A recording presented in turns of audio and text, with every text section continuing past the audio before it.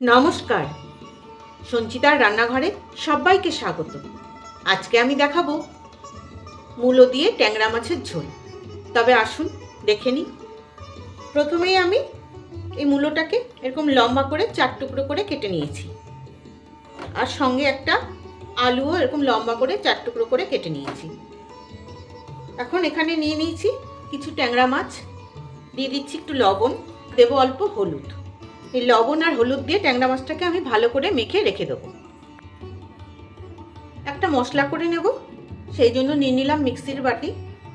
এর মধ্যে দিয়ে দিচ্ছি শুকনো লঙ্কা আর এই 1 চামচ মতো, চায়ের চামচের 1 চামচ মতো জিরে। এই চামচটা খুব ছোট, সেই জন্য দুবার দিলাম। দিয়ে এটাকে খুব ভালো করে আমি বেটে নেব। এখন আর একটা মশলা করব, সেই জন্য বসিয়ে দিলাম একটা কড়াই। কড়াইয়ে দিয়ে দিচ্ছি অল্প একটু জিরে, এই ছোট চামচের 1 চামচ, মানে চায়ের চামচের হাফ চামচ। এই জিরেটাকে আমি একটু ভেজে নেব। জিরেটা ভাজা হয়ে গেছে, এই দেখুন। এর থেকে বেশি ভাজবো না। এবার এটাকে ঠান্ডা করে আমি গুঁড়ো করে নেব। আবার বসিয়ে দিলাম কড়াই। কড়াই গরম হয়ে গেছে, কড়াই তো গরমই আছে। কড়াইয়ে দিয়ে দিচ্ছি সর্ষের তেল। আমি একটু অল্প তেল দিচ্ছি, কারণ ট্যাংরা মাছ বা যে কোনো আঁশ ছাড়া মাছ না, বেশি তেলে ভাজলে খুব ফোটে, তাই অল্প তেলে ভাজলে একটু কম ফোটে। তেলটা খুব ভালো মতন গরম হয়ে গেছে। তেলে দিয়ে দিচ্ছি অল্প একটু লবণ, আর দিচ্ছি অল্প একটু আটা। এই আটাটা দিলে আঁশ ছাড়া মাছ একটু ফোটে কম। দিয়ে দিচ্ছি ট্যাংরা মাছ। দেখেছেন আমি মাছ ছেড়েছি, এখনো কিন্তু ফোটেনি। ঢাকা দিয়ে মাছটাকে ভেজে নেব। এপিঠটা ভাজা হয়ে গেছে, এখন আমি উল্টে দিচ্ছি।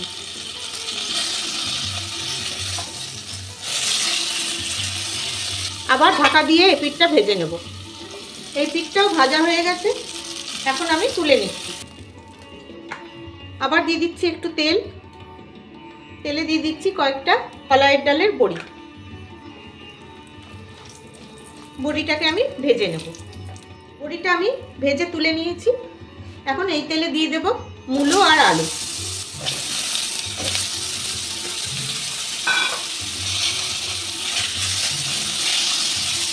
আলু মূলোটাও আমি অল্প ভেজে নেব।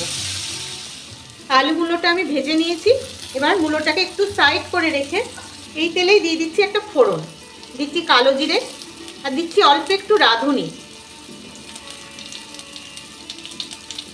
ফোড়ন ভাজা হয়ে গেছে, এর মধ্যে দিয়ে দিচ্ছি একটা পেঁয়াজ।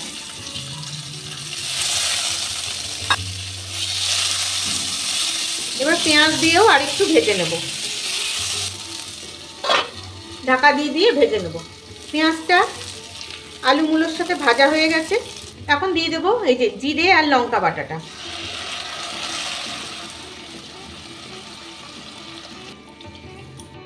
এর মধ্যে দিয়ে দিচ্ছি হলুদ, আর দিচ্ছি লবণ। দিয়ে মশলাটা আমি খুব ভালো করে কষিয়ে নেব। খুব ভালো করে কষিয়ে নিয়েছি, দেখুন তেল ছেড়ে দিয়েছে। এখন দিয়ে দেবো একটা টমেটো, একটা ছোট সাইজের টমেটো। ব্যাস, টমেটোটা দিয়েও আরেকটু কষিয়ে নেব আমি। টমেটোটা দিয়ে অল্প কষিয়ে নিয়েছি, খুব বেশি কষাবো না, একদম গলে যাওয়া অবধি করবো না। দিয়ে দিচ্ছি 2-4 দানা চিনি।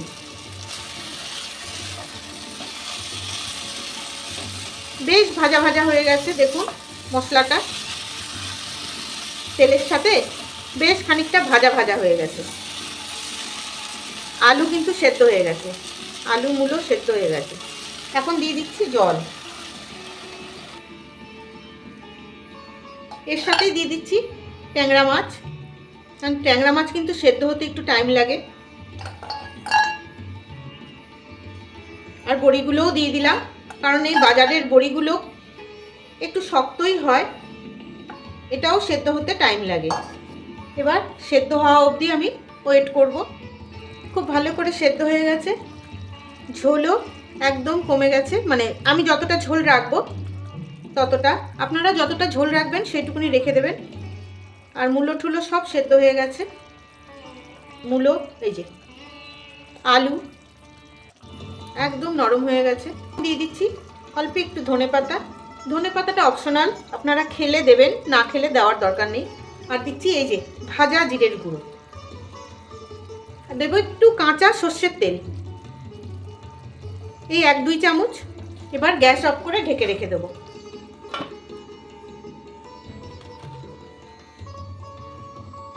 তৈরি হয়ে গেল মূলো দিয়ে ট্যাংরা মাছের ঝোল। কেমন লাগলো আপনাদের জানাবেন কিন্তু।